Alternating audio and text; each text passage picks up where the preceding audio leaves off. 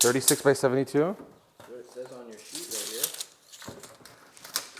here. Yeah, this is 24. That's definitely not going to be enough. This is 24 inches wide. This is not going to be enough. That's not going to be enough, man. It might be enough. No way. No way. You were going to bet me that... It's close. No way. Yeah.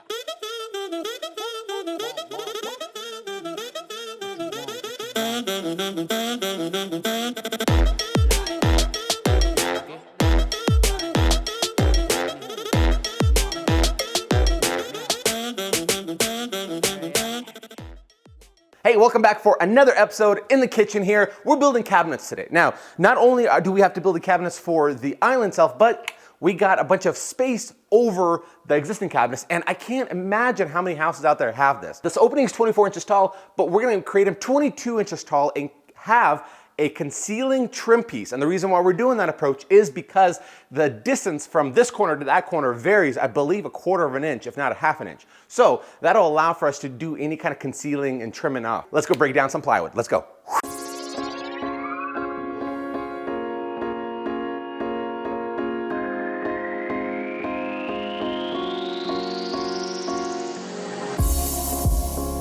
While Tyler is in the garage cutting up all the cabinets so we can start assembling them, I'm seeing how many of my cabinets I could resalvage that were existent here before. Looks like I really am gonna need just 2 cabinets to build the same exact distance as there, but we're gonna do here. So I'll jot down my numbers, I'll give them to Tyler, he can start cutting them up. In the meantime, while he's finishing that up, I'm gonna start running all my electrical that I had.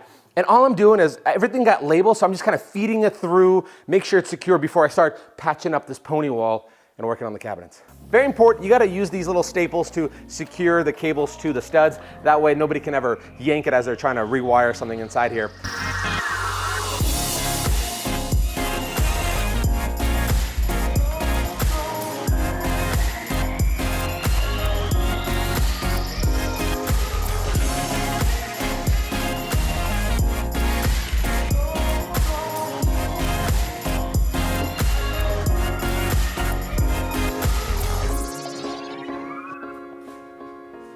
All right, so we got everything cut. What we're doing is we're making the upper cabinets. We have our 24 inches long, and then I've determined 16 inches high. And I'm just matching what was already there. I'm using some brad nails just so it doesn't move when I pocket hole this.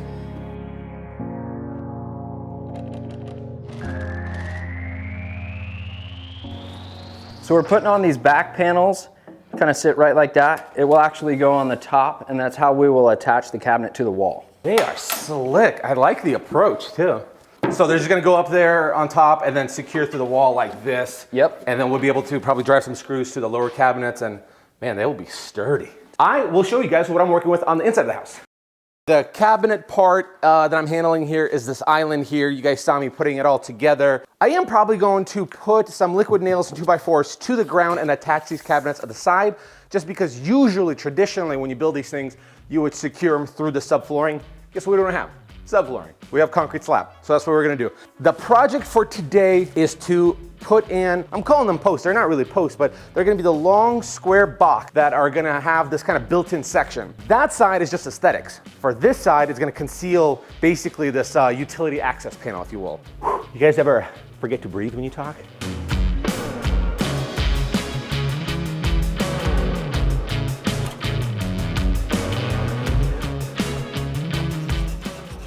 I only have to shim one of the cabinets, which is really not bad. You usually gotta do a lot, especially if it's a drywall.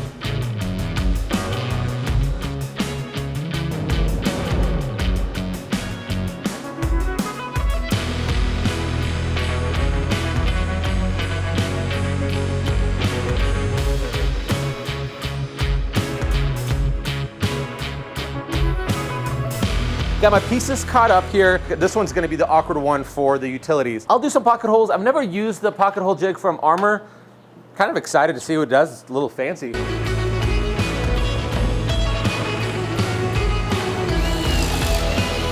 All right, that's a pretty slick jig for pocket holes. I'm not gonna lie. This is one of the original Mr. Build Encouraging sweatshirts. I designed it myself. I even cut out letters, put them on paper. I don't know how to use Photoshop back then. You can't get this stuff. You can get my brand new merch, which is so much cooler than this. Links in the description below. Help support the channel. Go snag one.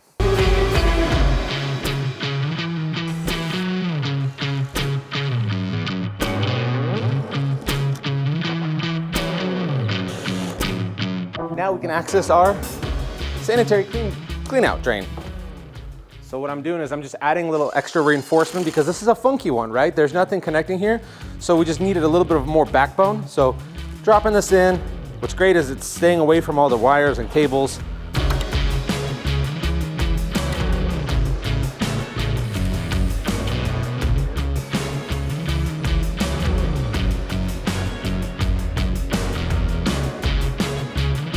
All right, these post legs are up. They look great. Man, this thing looks ginormous. It's like, I think 4 by 10 feet. Right now, I gotta clean up. We're gonna record the podcast, Next Door Neighbors with Irina, Mint and Pine. Make sure if you don't listen or haven't listened to it yet and you like podcasts, check it out. All the links will be in the description. Somewhere on the sea, it got a little longer, so it seems. Well, hi, little helper. Oh, are you here to help me do cabinets? Yeah. Well, we're gonna get it up super fast. Okay, so as you can see, we're able to salvage majority of all the cabinets that are needed here. This was part of the island, so we're gonna reuse it. It's not as deep, but we needed one cabinet, one 17-inch wide cabinet in order to have a 30-inch range. So that being the case, I just whipped a really quick one out. I used the leftover plywood that I had, created a nice simple box design. Probably end up using half a sheet of 3/4-inch plywood. Now, I will need to create a toe kick for it just because it's a simple design. So we're gonna take a 4 1/4-inch leftover material, create a little box that all this can sit on. We can level it, and we'll be ready for countertop measurements.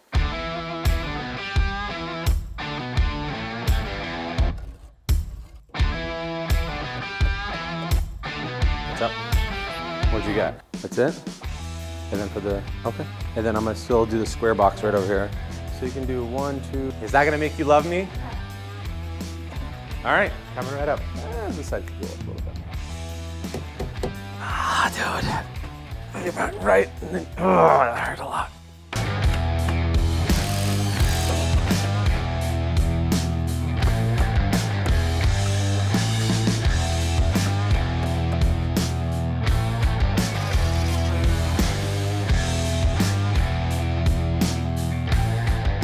So Alex built a big structure around the island here. We're gonna cover it with 1/4-inch plywood here, and then we're gonna trim it out with 1x2 select pine. Hey, how much did you spend on the 1x2s? A lot. How much? I could look at the receipt. It was probably easily close to $200. But I got twice as many as I should have. Ah, okay. That's still a lot of money for today's wood. Oh, dude, yeah, I'll go get the receipt. It would be fun to look at, because for just the 1x2 material was $400. We get a nice bead of wood glue. And I like to work from one end to the other so we don't end up with any bubbles in the middle that didn't get attached. Now we're gonna do a nice trim feature. I planned out so this seam with my 1/4-inch here is gonna be covered up by my trim design. So I'm gonna start at the middle and work my way over to the sides.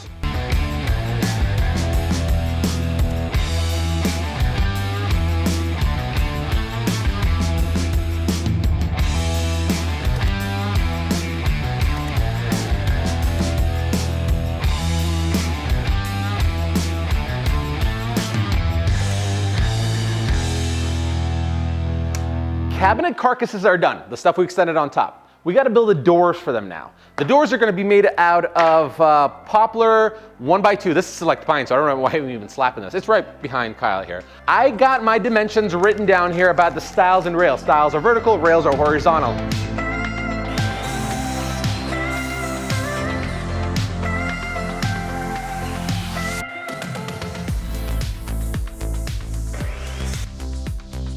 All right, building the cabinet doors themselves, I love using the router method. They're just so precise, there's no wiggle room. Number 1 bit that's already in a router is gonna create for this transition on the rails. And then the second bit that I'm holding in my hand that creates the channel, the groove, is gonna be done on the insides of both stiles and rails.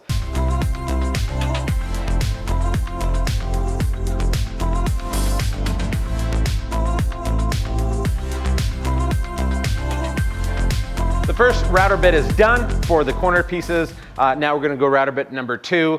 Take this out, put it in, get it all lined up. It's also very helpful that I'm using a backer piece. It prevents tear outs. You'll be amazed how many pieces fly out here. Somebody recommended to me, the first time trying, works exceptionally well. I'm riding the road, y'all. I think that I'm back in my bag now.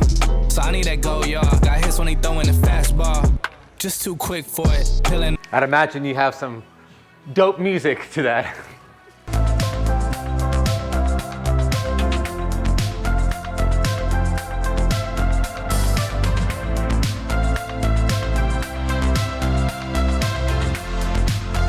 I think what I'm gonna do is just glue up the bottom part here and make sure it's square. Paint, prime this, and then when we're ready to install the glass, we'll slide this in place and do a nice glue up there. I think that's our best option.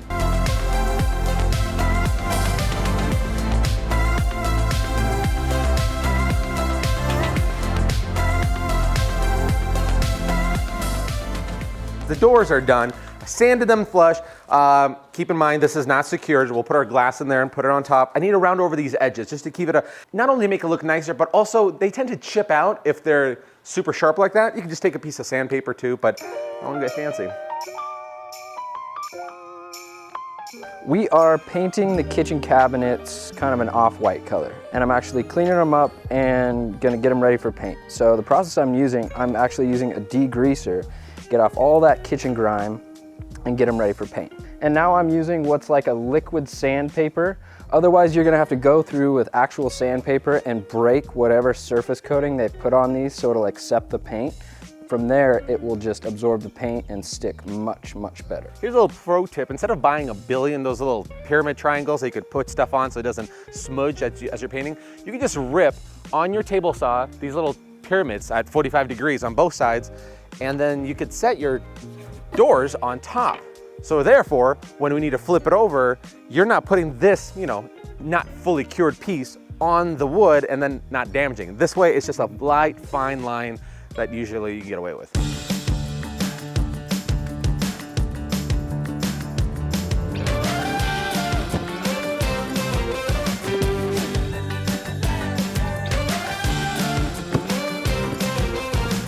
Got base skull kilts, interior, exterior primer. Gotta put it in here, spin it up with a little bit of water, use a little strainer, put it over, and pour it in, and then we'll see how it cooks.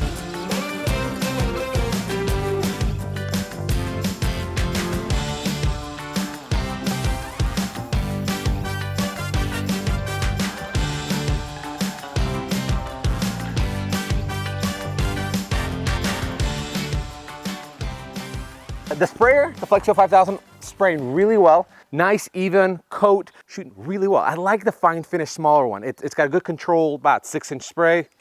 Cush.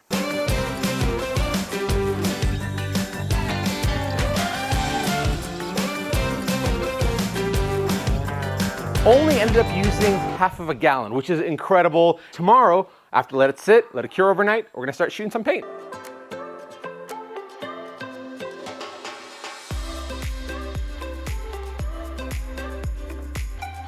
Hey, you just couldn't sleep, huh? You couldn't sleep. Okay, we'll be in daddy daycare today. We'll build together. We are improvising, painting, perfect opportunity to bring a baby with you and paint the edges here, rolling it on instead of shooting. It just goes to be a lot easier. You gotta make sure you put the primer on so it doesn't kind of peel off of the veneer. Thank God Tyler is helping me and spraying the rest of the cabinets. We'll get this knocked out in no time and it'll start looking really nice.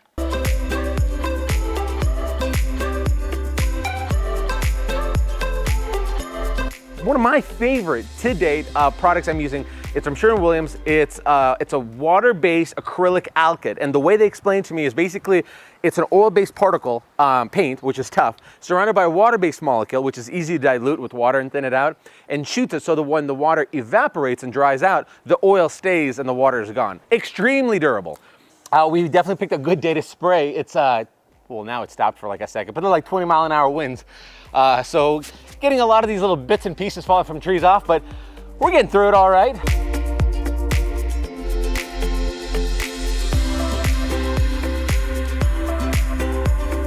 All right, so here's the annoying part. Again, the wind is getting all these little pieces from the trees on here. So instead of trying to pick it out, the paint's drying pretty quickly. The approach is gonna be let it dry and then just kind of Like that actually moves it away without damaging our paint. This is annoying, man. Don't paint under a tree. Doing a little relocation. We gotta think smarter here, get away from these crazy particles from trees. Are they called particles? What are they called? Plants? Particles?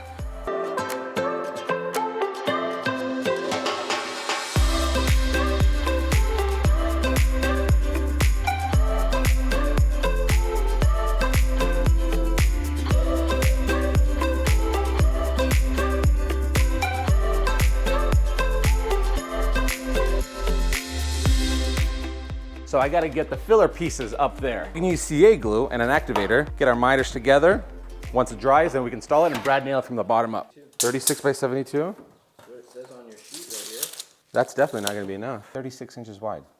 This is 24 inches wide. This is not gonna be enough. That's not gonna be enough, man. It might be enough. No way. No way. You were gonna bet me that? It's close. No way. You don't think? No way. If you would have had 36, you would have been there perfect for that. Easy options to return. The Home Depot Appliance Hotline. Okay, so they sent me the wrong size sheet, but I'm gonna get that all squared away. I'm gonna at least use up what I have right now. The nice thing is on this material, it's frosted glass, plexiglass. It has a wrapper on both sides, so while we're working on it, we're not scratching it. We're gonna use our table saw, make our cuts. Fortunately, like our plan was, we just didn't glue one side. We'll slide it in, this will be the top side. Add a little bit of silicone to hold it in place, a little CA glue or wood glue, clamp it in place, and then she should be ready to install.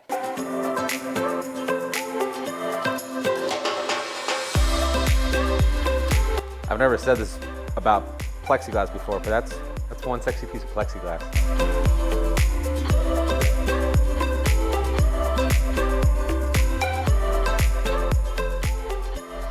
Okay, so we have one of 3 drawers that are from this kitchen that we get to reuse. The missus wants to do something unique. We're gonna use these brass hardwares and she wants them spaced out. A little weird in my mind, but I'm sure it'll look great. I'm gonna try something out. True Position Tools came up with the professional cabinet hardware jig. We're gonna give this a go and see how she works.